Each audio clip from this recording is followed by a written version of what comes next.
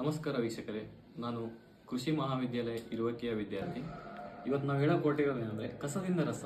ಇದು ಬರೀ ಘೋಷವಾಕ್ಯ ಅಲ್ಲ, ಪರಿಸರ ಸಂರಕ್ಷಣೆಯ ಮೊದಲನೇ ಹೆಜ್ಜೆ. ಅಡಿಕೆ ಮನೆಯಲ್ಲಿ ವೇಸ್ಟ್ ಅಂತ ಎಸೆಯೋ ತೆಂಗಿನ ಚಿಪ್ಪಿಂದ ನಾವು ವಿವಿಧ ರೀತಿಯ ಪ್ರಾಡಕ್ಟ್ಸ್ನ ರೆಡಿ ಮಾಡಿದ್ದೀವಿ. ಒಂದೊಂದಾಗಿ ನೋಡೋಣ ಬನ್ನಿ.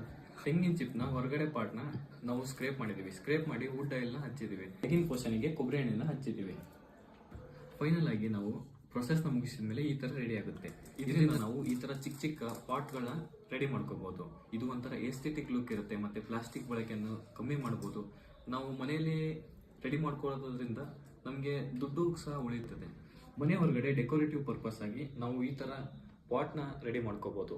ಇದು ಒಂಥರ ಡಿಫ್ರೆಂಟ್ ಲುಕ್ ಕಾಣಿಸುತ್ತೆ. ಪಾಲಿಶ್ ಮಾಡಿದ ಚಿಪ್ಪುಗಳನ್ನು ಸ್ವೀಟ್ ಮತ್ತು ಐಸ್ ಕ್ರೀಮ್ ತಿನ್ನಲು ಯೂಸ್ ಮಾಡಬಹುದು. ಹಾಗೆ ಮದುವೆ ಮನೆಯಲ್ಲಿ ಕೂಡ ಯೂಸ್ ಮಾಡ್ತಿದ್ದೀವಿ.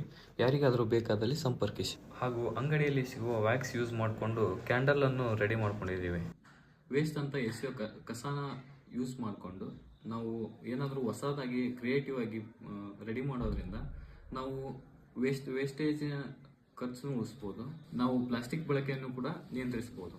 ಇದನ್ನ ಸ್ಕ್ರೇಪ್ ಮಾಡಿರೋ ಪೌಡರ್ ಇಂದ ನಾವು ಇನ್ನೊಂದು ಪ್ರಾಡಕ್ಟ್ ನ ರೆಡಿ ಮಾಡಿದೀವಿ. ಅದನ್ನೇನಂತ ನೆಕ್ಸ್ಟ್ ವಿಡಿಯೋದಲ್ಲಿ ನೋಡೋಣ. ಜೈ ಜವಾನ್ ಜೈ ಕಿಸಾನ್. ಧನ್ಯವಾದಗಳು.